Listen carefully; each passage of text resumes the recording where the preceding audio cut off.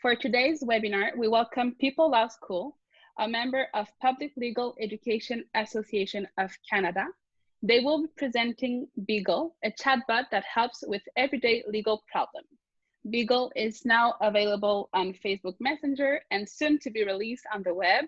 It guides people step by step through common everyday legal problems. And our panelists today, Patricia Byrne, Drew Jackson, David Candiston, and Chris McGrath, will outline why they set about developing a chatbot, show how Beagle works, and share some insights and lessons learned about developing chatbot. Patricia, over to you. Thank you, Maria. Hello, everybody. Our team is really happy to be with you today to introduce you to Beagle, the People's Law School chatbot. As Maria said, I'm Patricia Byrne, Executive Director of People's Law School. I'm one of 4 members of our team who I will introduce to you in a minute, but first a word about People's Law School. We're a not-for-profit organization based in Vancouver, British Columbia. We provide free education and information to help British Columbians deal with the legal problems of daily life. We do this primarily through our 2 principal websites, peopleslawschool.ca and dialalaw.ca. Our chatbot Beagle is a tool that people can use to help them find the information on our sites that applies to their everyday legal problem. About our team. With me today, we have Drew Jackson and David Candiston, both lawyers who bring a wealth of talent in terms of legal expertise, technology skills, and equally important, the ability to communicate clearly with the public. In addition, we have Chris McGrath, principal of our technology partner, TangoWork. The TangoWork team provides us with technical and strategic expertise at every step of our chatbot build. You'll hear from Drew first, then David, then Chris, and then we'll wrap up. What we propose to do over the next hour is to provide you with the background to the chatbot build. Then we'll show you our chatbot and what it does. And after that, we'll talk a bit about the technical aspects of building this chatbot. Then finally, we'll wrap up with some observations regarding what we've learned along the way. So first up, we have Drew Jackson, who will answer the question, why build a legal information chatbot? Drew? Great. Thanks, Patricia, and thanks, Maria, for having us for this webinar. And welcome to everybody who's tuned in. So I'm going to, over the next few minutes, set the stage of why we built a chatbot at People's Law School. So I want to start with the problem that we see this chatbot as primarily being around helping to try to solve. And the quote here, one of the greatest challenges people experience in accessing justice is translating the legal information available into the context of their own situation. With the internet, especially, even before that in a way, but certainly with the internet, there is a lot of legal information available to the public, a lot of fantastic information. And yet there are still challenges that people experience around applying that information to their own situation, as Jennifer Mueller, a former self-represented litigant who's participating in the Access to Justice BC initiative, expresses in her quote here. And in our work at People's Law School, we see this every single day, where there's a gulf between the questions that people ask. So here, for example, can I get my money back for a car I bought on Craigslist? The used car I bought broke down after a week. What are my rights? The same type of problem, so many different ways that people articulate what that problem is, and they struggle to apply their situation or apply the information available to their situation. And there's fantastic information out there, including from People's Law School, but certainly others, many, many others as well, that could help them, can help them move forward in understanding their situation and taking steps to resolve it, knowing when a situation is complex enough that getting more formal legal help would be a really, really good idea. So at People's Law School, we have very, very well visited information on problems with the used car that goes step by step through helping people understand what their rights are and helping them understand steps they can take to move forward. And yet so many people struggle with applying that information to their situation. So that's, in a nutshell, what we see as a central problem around where a chatbot might fit into the mix of solutions available. The context, just to flesh out a little bit more of the context around where the chatbot fits in, research shows that the majority of Canadians who experience a legal problem either handle it on their own or do nothing. Only a third of Canadians seek help in response to a legal problem. So that's point one. And the 2/3 that don't seek formal help are where we're aiming our efforts at People's Law School and across the board, including this area with developing a chatbot. And a little bit more on the context. We now operate a couple of principal websites at People's Law School. One is our main People's Law School site, and the other is called Dial a Law. This is a service we took over last year from the Canadian Bar Association, BC branch, and it has starting point information across a very broad array of legal topics. It's been around for 35 years. It's a very well-visited site in British Columbia. And it started with the phone service, Dial a Law, and 25 years ago or 20 years ago launched a web version, and the web version has become the dominant way people access information through Dial a Law. And as we took it over last year at People's Law School, we saw that the phone part of the service was very minimally used. Just 3% of people who use Dial a Law use the phone service, and it uses an outdated approach. It really was designed in the 1990s and has not changed since, where someone can phone and get a set of menu options, press 1 for consumer problems, press 2 for family, and so on. And when they reach the end of this branch, they can listen to a recording that goes between 5 and 15 minutes long of legal information on that topic. And that's simply not in step with how people are increasingly using phones in today's world. So as we took over the service, we did research and we learned a few key things. For one, phones are now used more for messaging than for talking. 9 in 10 adult Canadians text or use messaging apps. And we learned that chatbots are taking hold very quickly. Just wanted to point out this idea of the super user of virtual assistants. In some research, it shows that it's actually not what I might have thought as we dug into the research of, the millennial who is very agile with digital tools. But in fact, a 52-year-old woman spending an hour and a half per month with virtual assistant apps is as likely to be a super user as somebody who's more of a digital native, if you will. So that context led us down the path of building out a chatbot. And just to sort of recap what many perhaps are aware of, chatbots are a computer program that has a conversation with people. And they're available in many different channels. So here are a couple of examples on the screen. Wobot is a chatbot developed by a Stanford psychology professor that helps monitor someone's mood. And someone can have a conversation through an app, in this case, with a chatbot that is trying to support people in changing their thinking around their approach to life, if you will. Meanwhile, the other example here, among many in the increasing numbers of chatbots in the legal space, is one called Do Not Pay, which has been around for a couple of years now and has got a lot of attention in the media and so on. A chatbot that started off as a way to help people draft a letter to fight a parking ticket and has gone on to be or support people in making a variety of legal claims. So a little bit about why we thought this area of chatbots was something we really wanted to explore. One of the compelling aspects of chatbots, and we hope to show you this in demonstrating both the chatbot and a bit of the technology behind the scenes for a chatbot Beagle is how a chatbot can be delivered through many different channels.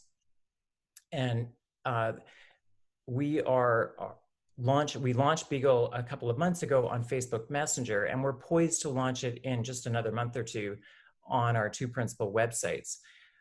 And so that's an example of how with the same content, we can have this chatbot available across a variety of channels. And of course, with technology, part of the promise of technology is that we can reach many more people as we scale it up than we could with a person. So the chatbot can be dealing with hundreds or even thousands of interactions at the same time, something a person simply could never do.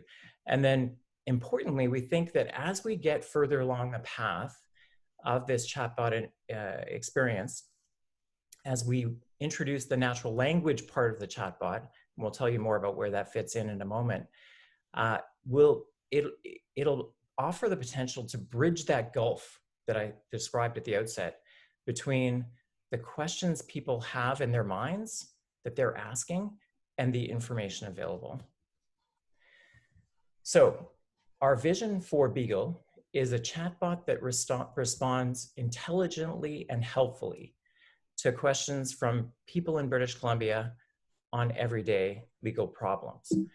And with a couple of the principal pieces here with Beagle are that it can help us reach more British Columbians. So through messaging, by launching on Facebook Messenger, we can tap into entirely new audiences who wouldn't find us on the web.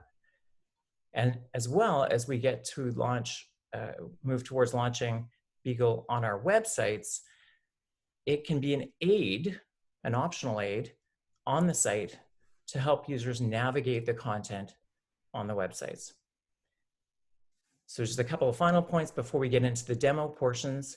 Wanted to point out that we're taking a phased approach to the rollout of Beagle. And we've started our efforts by focusing on the top 3 problem areas that Canadians and British Columbians experience.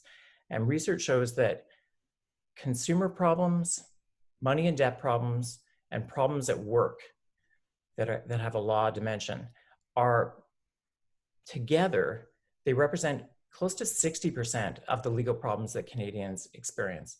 And so that's where we started. Beagle today has content, quite extensive content across all 3 of those areas. And as well, we're taking a phased approach in that initially we've launched Beagle as a button-based bot. And you'll see this in action in a moment, where right now people are guided through a set of buttons, but we're aiming right away for a conversational style experience. And shortly we'll start training Beagle to recognize natural language, and that'll happen in the beginning in the fall. And at that point, people will be able to type in their own question.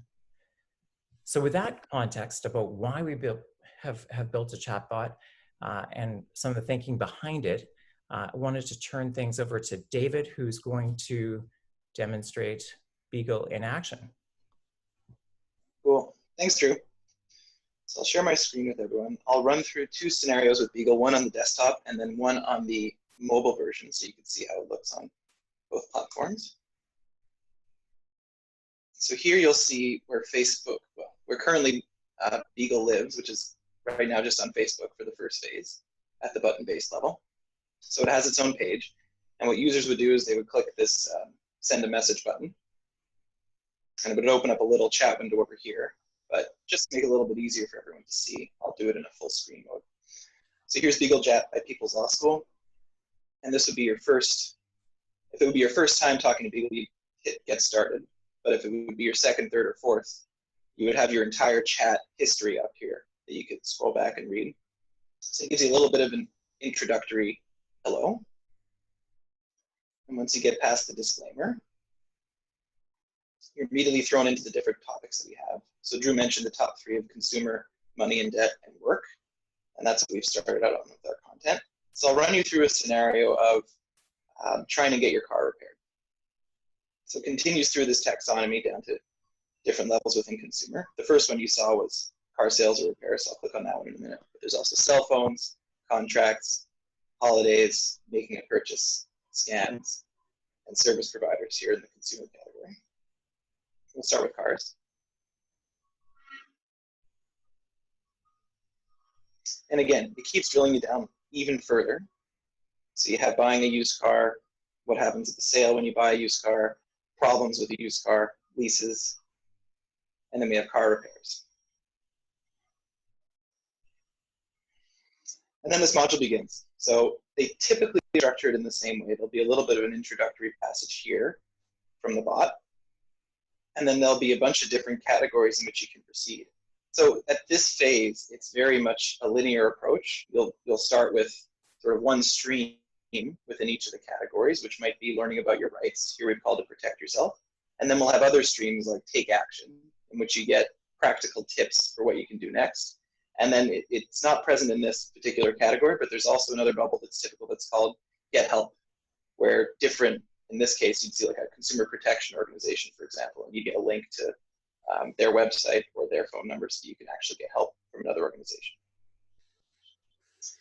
And as we mentioned, it's button-based at first, and you can very much go at your own pace. So the chat bubbles pop up. You get a little bit of a blurb from Beagle talking about how rare it is to find a good mechanic. And then you have your little bits and pieces here. So the first piece of advice from Beagle is to shop around, beat the bushes for a good mechanic, ask to see their credentials. If you want to get a little bit more backup, you can check the Better Business Bureau to see if there's any complaints against that particular mechanic. So we have these links embedded within, which pops up another browser tab, which will take you to, in this case, the Better Business Bureau so that you can vet that mechanic or the one that you're looking for. And you go on. Similar here, there's an automobile association in BC that has approved mechanics. You can visit their website. And this is how it works. You typically go through the chat window. And again, if at any time you feel like, oh, there's something that I might have missed or that I haven't quite fully digested from what the dog said before, you can always just scroll up and see it right here or there, or go up to different categories. And there's also this hamburger menu over here. If you're ever feeling like you're a little bit stuck, you can hit start over. Takes you back to the top, about which gives you a little bit of information about us and the people that made the chatbot, and a feedback form to let us know what we're doing well or what we can improve on. So I'll quickly jump over to the phone version. Which will take 1 second. Yep.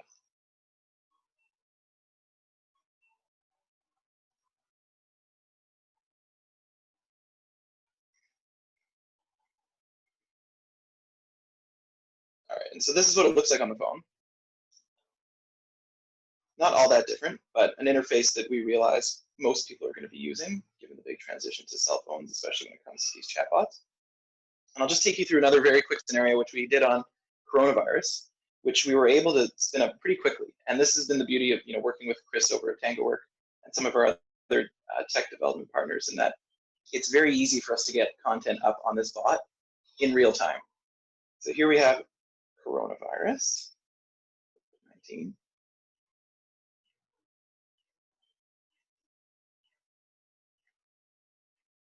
So the pup gives you a little bit of an intro.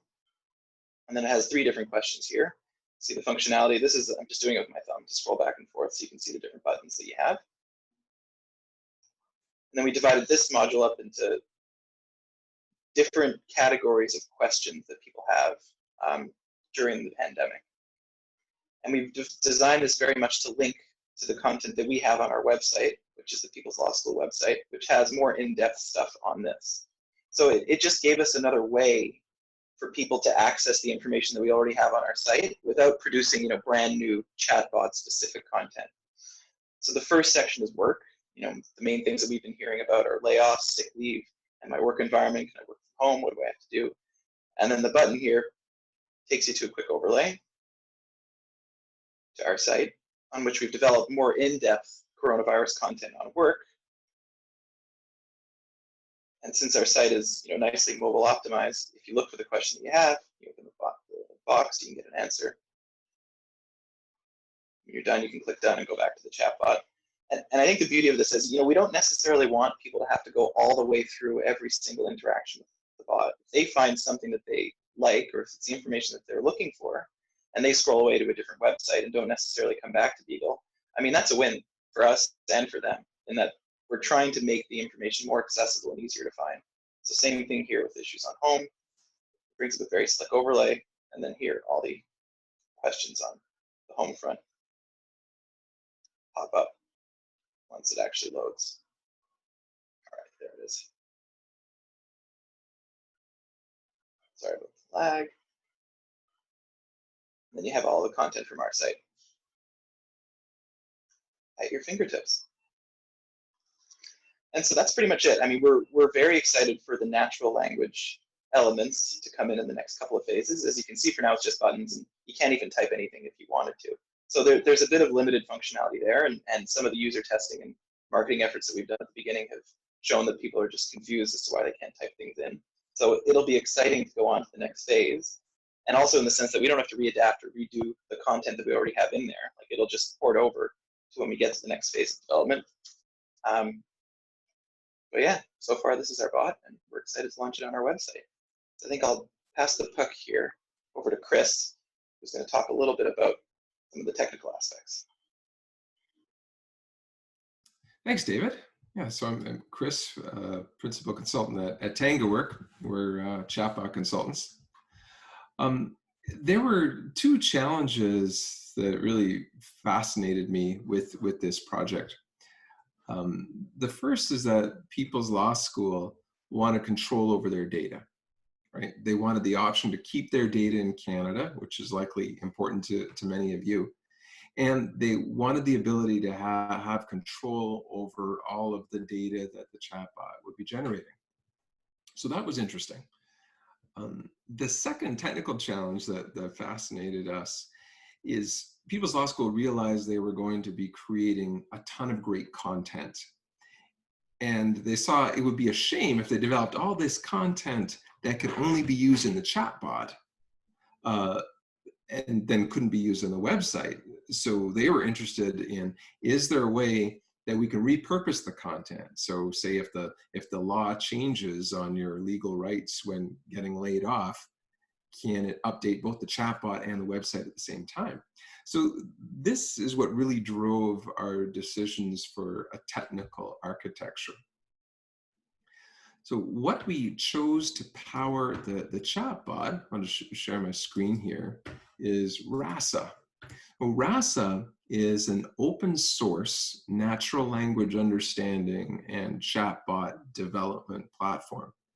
Because it's open source, you can install it on any server anywhere. It's not reliant on services from Microsoft or Google. See, our tendency before this project would have been to use the Microsoft bot framework because it's very well developed and we have extensive experience with it. But for this one, we used RASA, and we have it running on AWS, Amazon Web Services, in their Canada data center.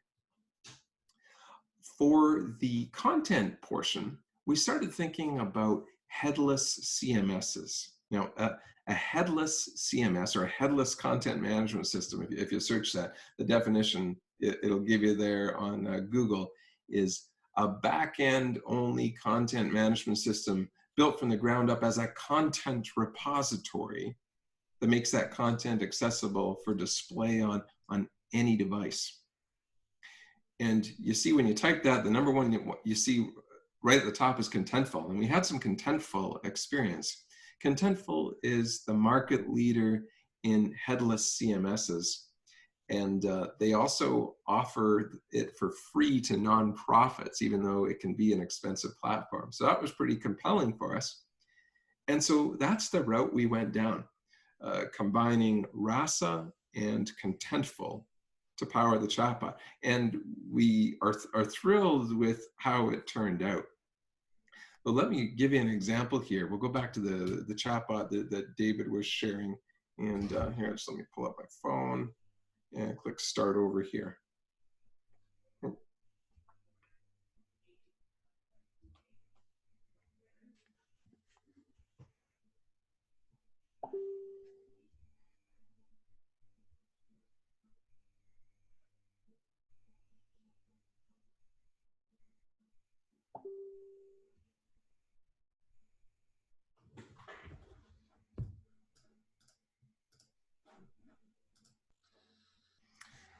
So here's the chatbot embedded in a web page here. And you see it says, "Hi, I'm Beagle. I work for People's Law School. I'm here to sniff out information to help you with common legal problems."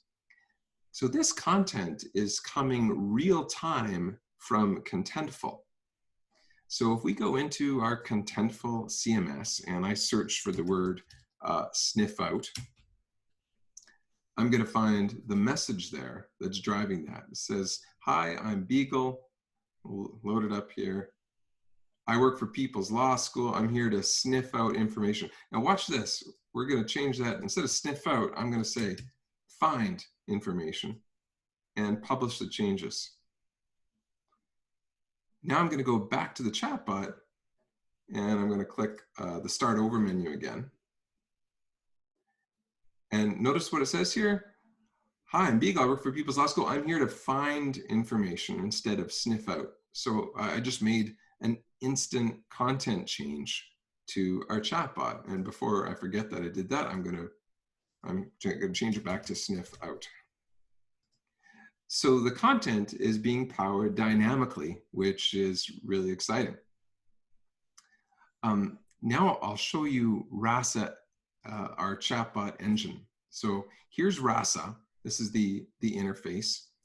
I see a list of conversations that people are having with the chatbot. This is our staging system here, so not as many as in production, obviously. So there's a record of conversations.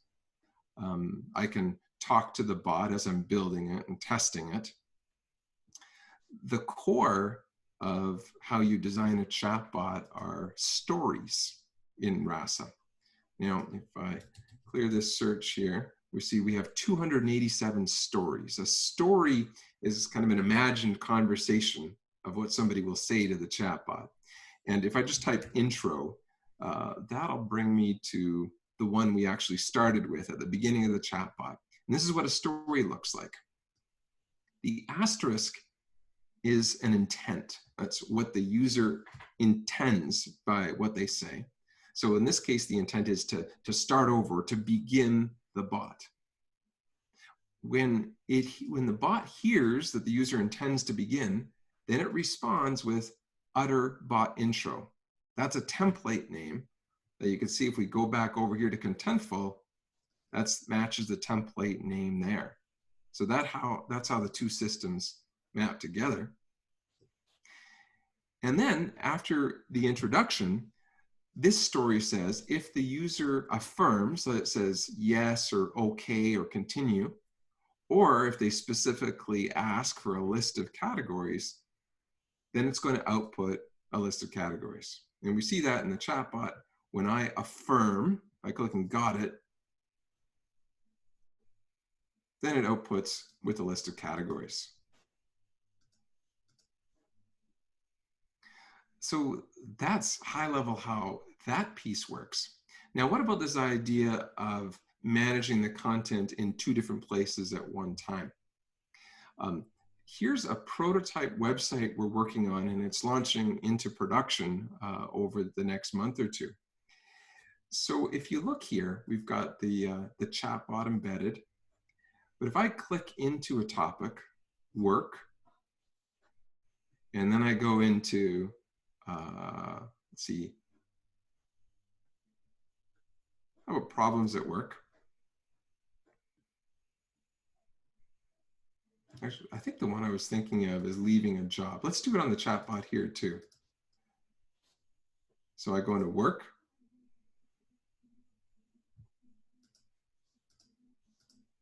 Leaving a job. I'm going to do that here too. All right, so we went into work, leaving a job. Notice the image is the same. And then I'm going to click if you are fired. Now I'm going to go back to the chatbot. I'm going to do the same thing. Notice the same image, if you are fired. Now look what I have here. It says, you've been let go from a job. You may be unsure where you stand and what to do next. Then look at my options, what to know, take action. If we look at our prototype website, we see the same thing. You've been let go from a job. You may be unsure what your stand, what to do next. Notice it says what to know. There are important things to know if you're fired from your job. So the heading is what to know. If I go back to the chatbot, I see a button called what to know. I click it. There are important things to know if you're fired from your job. Let's hear them. So the point here is that we're using the content twice in two different places. We were wondering, how would the chatbot content work on the website?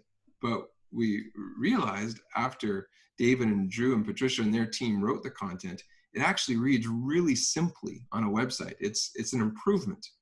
And we just had to introduce this little ability to sometimes ignore a little chunk of text on the website or vice versa on the chatbot. And so we just gave them a little tag to ignore it on one platform or the other if it didn't make sense. But usually it does, and it works great. So we accomplished our goals. We have a private chatbot where People's Law School has complete control over the data and flexibility and what they want to do with it in the future. We have unified content management where the same chunk of content is maintained in two different places. So if the law changes with something regards to, let's see what your rights are to return a car after you buy it, they update it in one place, and it's going to update both the chatbot on the website. And we've also been really impressed at how fast it all works. The chatbot runs at lightning speed. So we've been really pleased with that.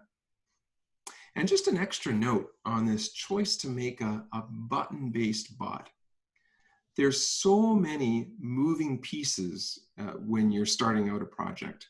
You know, the People's Law School team wrote over 3,000 things that the chatbot can say. And this is across 72 topics, but 3,000 little chunks of content. So that's a huge content problem. Second, it's a pretty complex technical environment, a lot of work to go on there. So we wanted to look after those two pieces before getting into natural language understanding, or the AI. So the AI is a whole other level of complexity.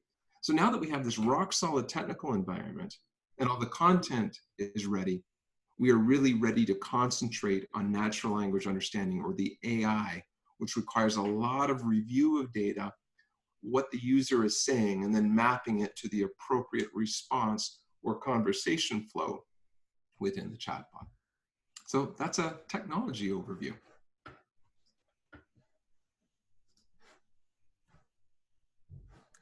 So thank you, Chris. And let's take it all home now.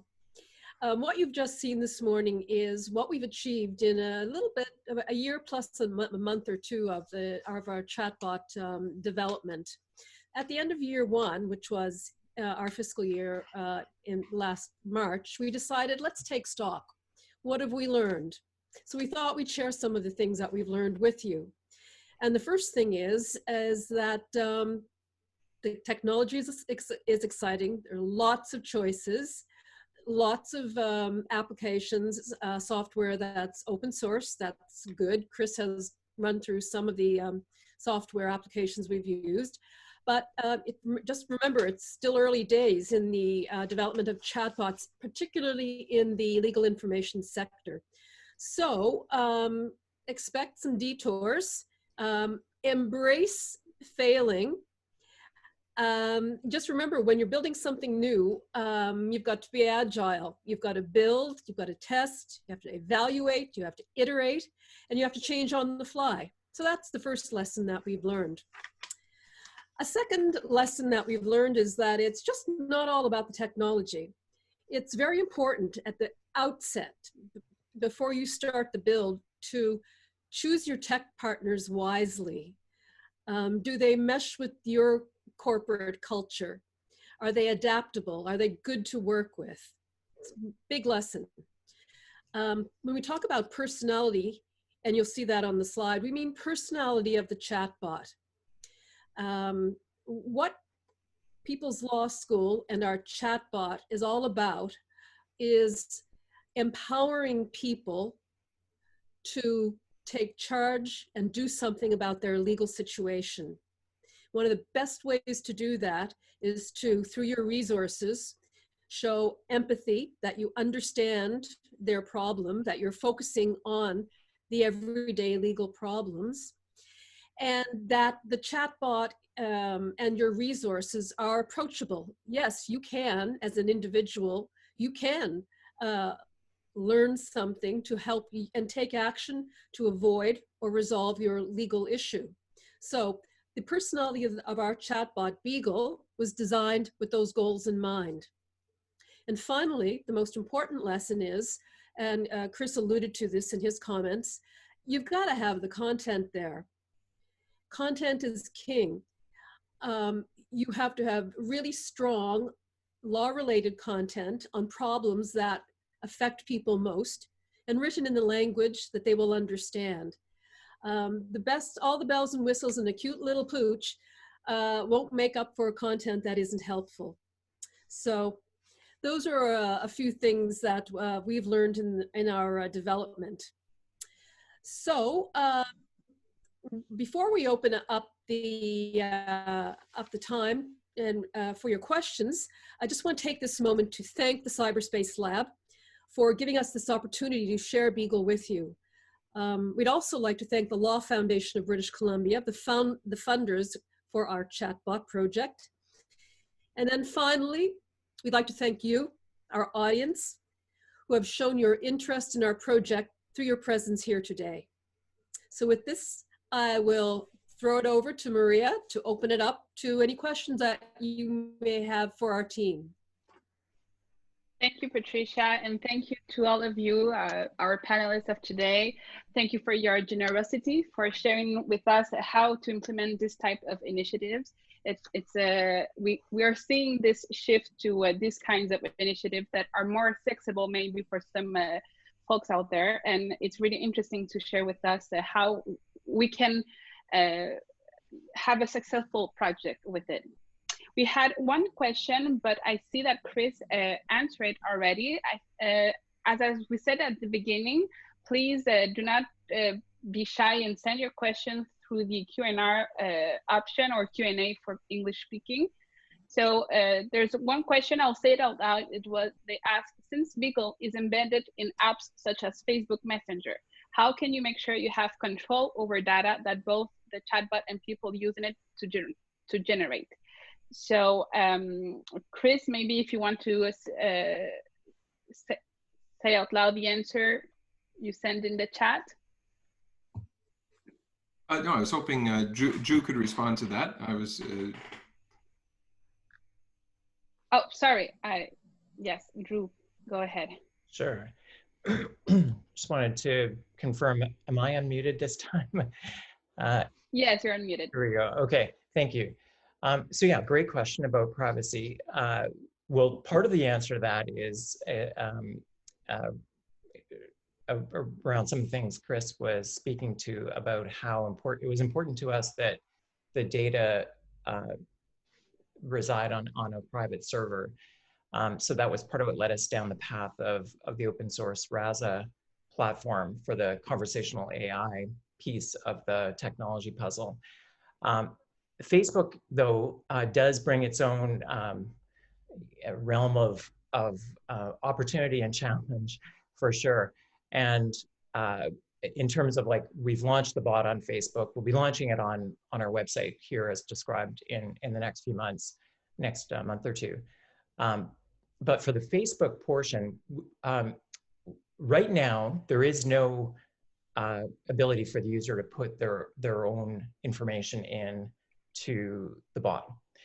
So we haven't yet fully wrestled with this, to be honest, this dimension around the privacy aspects, in that we've been working them through, don't get me wrong, but there is more work ahead for us to fully grapple with this in terms of Facebook specifically, because Facebook does house whatever people are typing in to the bot within Facebook.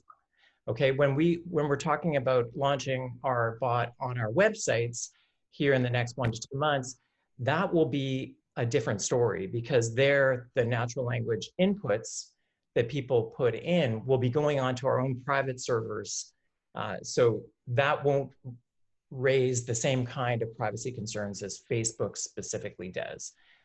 So for now, there is no information that people are popping in. to their interactions with the bot on Facebook. It's selecting buttons. So I guess where I'm going with this is very much still a piece in progress for us as we move through how all this plays out on the different platforms, the different channels that the bot can be deployed on. And if I could add, I think a key is that you've got control over your own destiny, right? People's Law School owns the entire server architecture, all the logic, and then you just pick the channels where you want to deploy it. So you can deploy it on Messenger, and it is deployed on Messenger, but it can also be deployed only on a website, or only on text messaging, or only using Telegram, or any combination of the above. But the infrastructure is owned completely by People's Law School and can go wherever they choose to put it. So in that sense, you're in control. It's not like you've gone all in with Facebook, or all in with Google, or all in with Microsoft. Exactly. Thank you. So we have a question from Jane Whitley. Does the content in the chatbot come directly from the website? So if you update one, the other is automatically updated? Yeah, I can jump in on that one. Sort of amplifying what Chris's demo was illustrating in part, is that the content for Beagle resides fully within the Contentful platform that Chris showed off. And so when we make, as Chris did on the fly there bravely, that was so impressive, as Chris did make a change in the Contentful platform, it will automatically update both Beagle and the Dialaw website. Right now, the site is prototype. So, but in another month or two, we'll be launching that as our production Dialaw website, and it will automatically update both environments simultaneously. And that is an absolute game changer from where I sit, responsible for the content at People's Law School, because of managing multiple universes of content can quickly become very challenging. So here we can manage it in one spot and feed these different channels from that one spot. Thank you. We have a question from Kiana. Are there any information security concerns or in terms of confidentiality?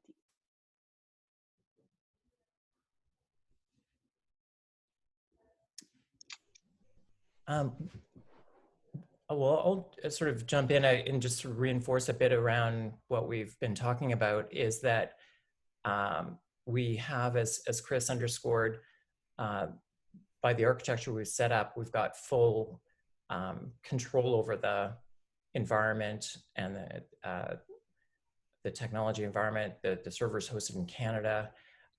So from the point of view of information security, it's kind of in the same realm as taking information through your website. You want to be confident that your website is secure, that the servers are hosted in Canada, if you are governed by Canadian privacy laws, and that it's well reinforced against hacking and all those kinds of things. So those issues are very parallel with building a chatbot as they are to taking information through your website. So for example, having a form on your website where you're inviting people to put in a question in their own words and their email address, and then you get back to them with a response, which is a service we offer on our People's Law School website, and do that through a similarly secure and Canadian-based technology infrastructure. The same kinds of considerations are in play for the bot. I'd also like to add that from a corporate or organizational perspective, it would be wise to take a look at your privacy policies and your terms of reference that you state on your websites. And David, you might have a couple of words to say about that. Yeah, I was going to mention, I was just going to share my screen, and just to touch on first the confidentiality issue. We let people know at the beginning that, you know, here's the initial disclaimer page, you know, right when you start using the bot, is that, you know, I'm a bot, I'm not a lawyer. So this isn't, we're not creating a solicitor-client relationship here. And we've played with different language on that. We tried to be really upfront at first about saying, hey, this isn't legal advice. But the public tends to not necessarily understand the difference between legal information and legal advice. So we didn't necessarily want to disenfranchise too many people right off the bat by saying, oh, well, you're not giving me legal advice, then why am I even bothering? So we played around with the language a bit there, so it's not necessarily intimidate people. And then there's also an about section here where you can read our disclaimer again. And it links you over to the terms of use and the privacy policy that we use across all of our sites. So our privacy policy is, it's up to date with all the latest GDPR requirements in terms of storage and use and collection of information. So people have access to this and can read this at any time. I suppose the general fear that anybody might have is that, you're just sending a message to something on Facebook, and we don't control what Facebook necessarily stores. And we've recognized that as an inherent, not like a security threat, but an inherent thing where we don't necessarily control everything that's going on behind the scenes on Facebook. The difference being that this is sort of the phase 1 approach, and once it gets to phase 2, our intent is to use more of the information taken from the chatbot on our websites once it's into that natural language realm and universe, and that's where we're going to be able to have more control over the data and more of an ability to let users know that, or at least for them, they'll know that the data is a bit more securely stored because it's not necessarily coming through a third-party provider like Facebook. On the data question, we do have one from Erez asking, I don't know if you'll be able to answer this one. How can you, how do you reach to clean data? Because we know there's, on the internet, there's too much unclean data.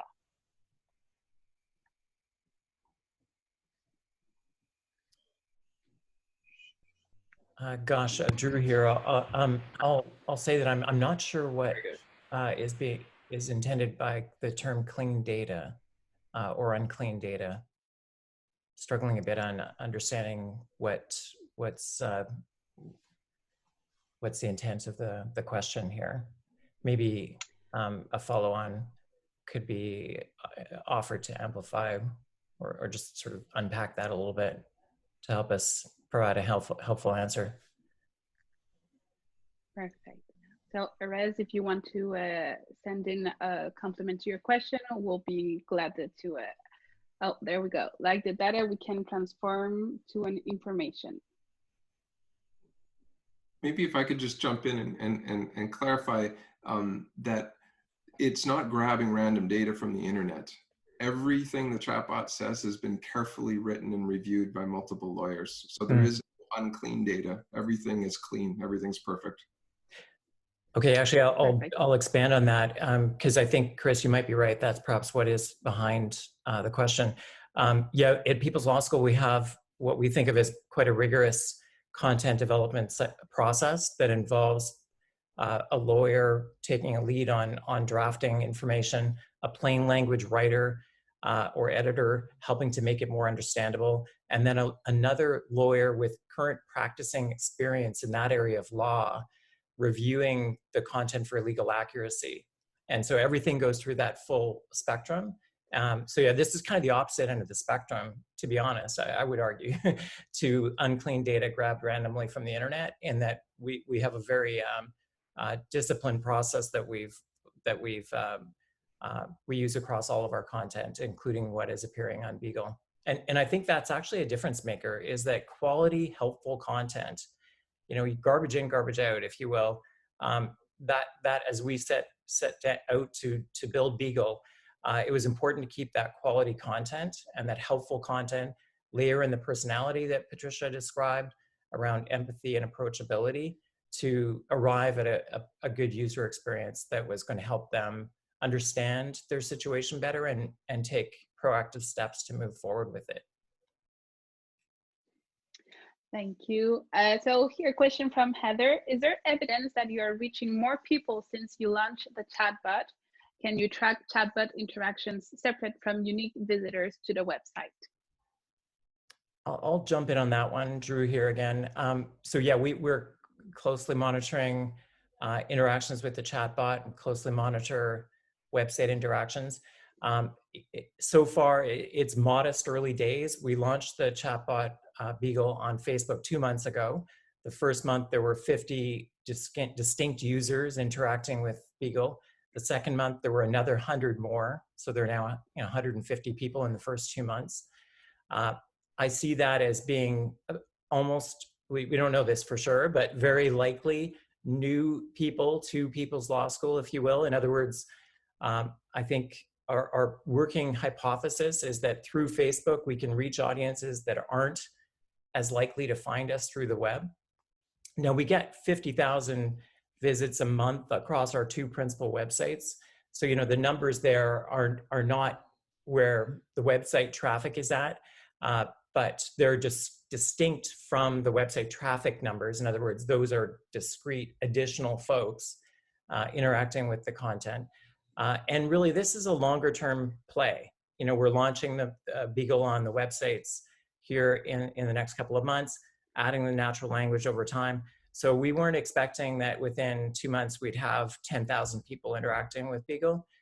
It's very much in the nature of exciting new technology that offers potentially game-changing functionality, but that's over time. It's not right out of the gate. Thank you, Drew. We have 2 last questions. One from Mark.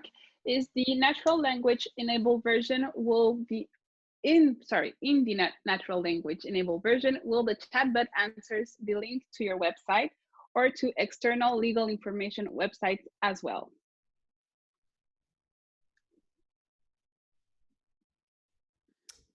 I can take this one, guys, if you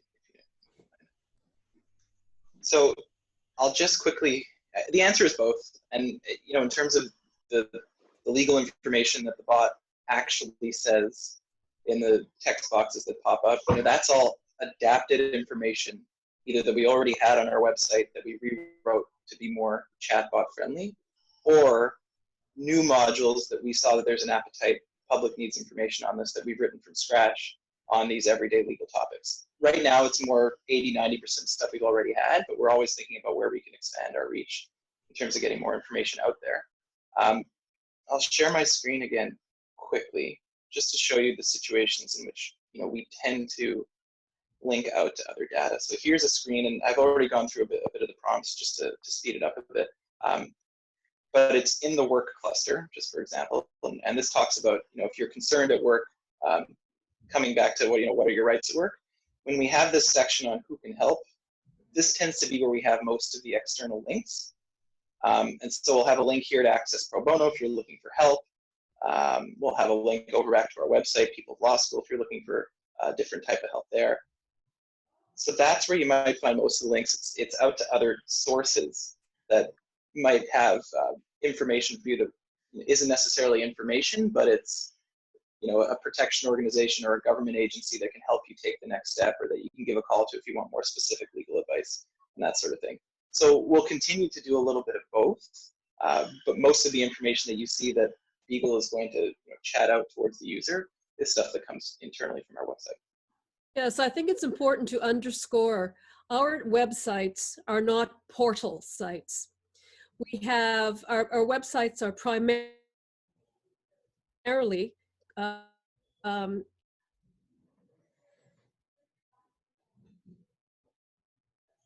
created ourselves, content development process that Drew outlined.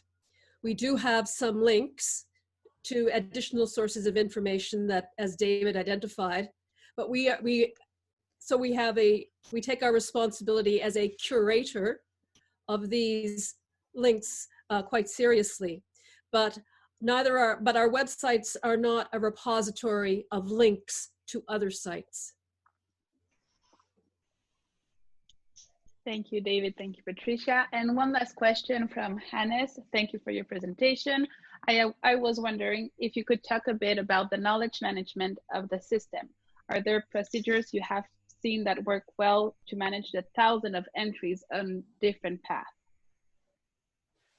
Chris, can you, Drew, go ahead. I think Chris has might have some comments too about documenting our roadmap from a technology point of view. But Drew, if you would go first. I'll start by speaking a bit to the content itself, knowledge management, and then Chris can offer some thoughts about knowledge management on the tools. Because one of the things that's been great about working with Chris and his team is how willing they are to share with our team steps, how-tos about how to add new modules into the chatbot, that kind of thing. But if Hannah's question was partly about knowledge management around the content itself, I'll throw in that in addition to the Contentful platform, that's going to be an absolutely integral piece to allow us to feed the content across these multiple channels as we expand the channels that the content is going into. Another key piece for us is Google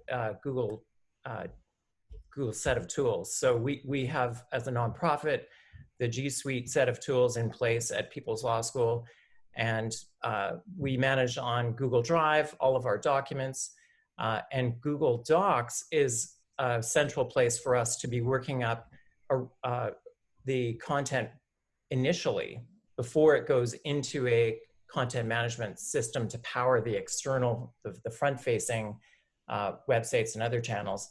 Google Docs is where we've done all of our content development using Google Sheets to track progress of content through the cycle. And it's not anything particularly fancy in terms of some super high-end, robust knowledge management system, but I gotta say, I've worked for 25 years now in legal publishing and education type roles, and this is the best environment I've ever worked in terms of a set of tools that's easy to work with, not a steep learning curve for getting new folks integrated into it, and amazing collaboration functionality with external reviewers, external plain language contractors. It's the version comparison functionality of Google Docs is getting better all the time. I could go on, but that's been a key part of our knowledge management mix, if you will, on the content side. On the chatbot side, I think a key is that People's Law School has developed a beautiful taxonomy over the years, and so right off the bat, we've got these thousands of different things that the chatbot can say, but it's all divided carefully into a taxonomy. So you're talking about money and debt. Within that that world of money and debt, you're going to credit cards. And then within credit cards, you're going to problems with credit cards. And another problem is you get a credit card you didn't ask for. Now within that topic, there's three different things: an overview of the topic, how to take action when you get a credit card that you didn't want, and external agencies that can help. And so the whole world of things that the chatbot can say is divided into about 300 streams now, a stream of conversation, or maybe it's 200 and some, and each one of those streams has maybe 40 chatbot bubbles, things that the chatbot can do. But so we have that beautiful taxonomy, and that's where the natural language is going to map to, so that when somebody says, I just got a credit card I didn't ask for, we know exactly where to drop them to, and then they've got a conversation stream to follow. So that's one way we're managing it all, and it's inherent in the way that People's Law School has developed this beautiful taxonomy.